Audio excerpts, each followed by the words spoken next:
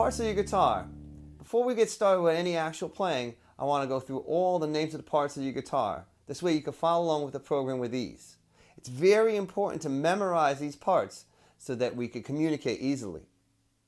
The guitar is divided into three lead techniques. Bending. Bending is probably one of the most soulful things you could do on the guitar.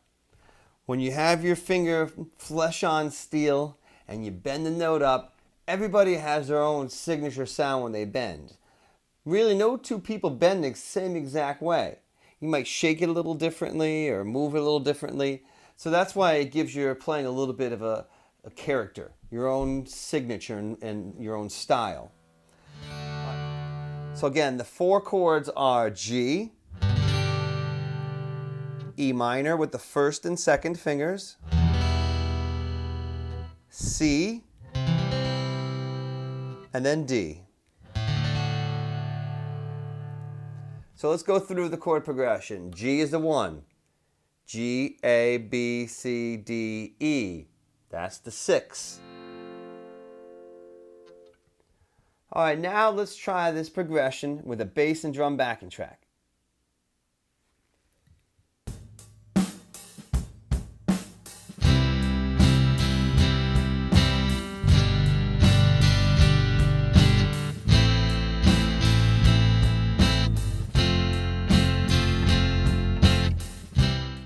Okay, if you are using an electric guitar, here's a little example of how you can get a little creative with the Star Spangled Banner.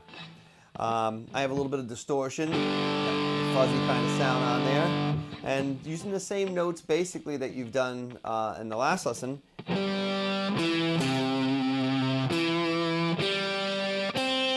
little vibrato. You do a bending. Instead of hitting the open here, I could go.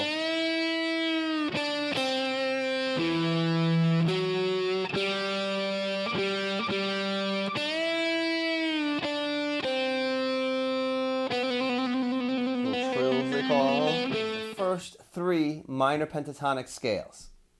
I broke it down to small sections in the music so you can learn it easier. Take it section by section and then put it all together.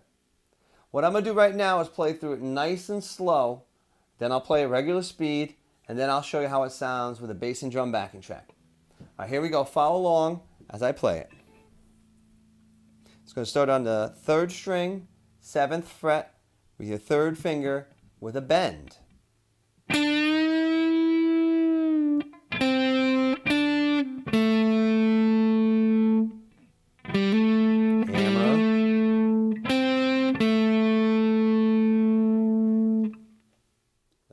Reading tablature. We're going to use tablature to read examples in this program. Tablature is a series of 6 lines. Each of them represent a string on the guitar.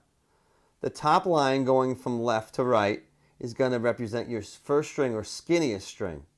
The bottom line is the 6th string or fattest string, the E string. Practice tips. I'm going to go through a few things right now that will help you practice more effectively.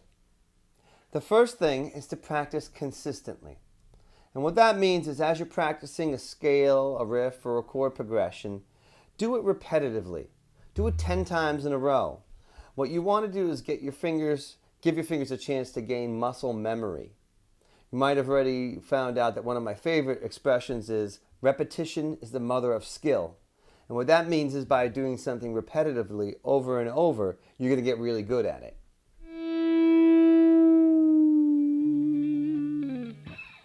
All right, here's the second riff, still using the 1st position minor pentatonic scale.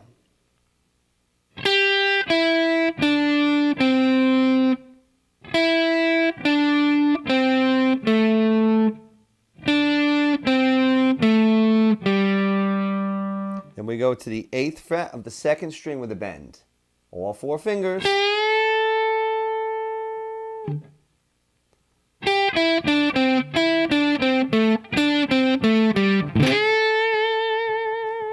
Could do a little vibrato at the end of that bend.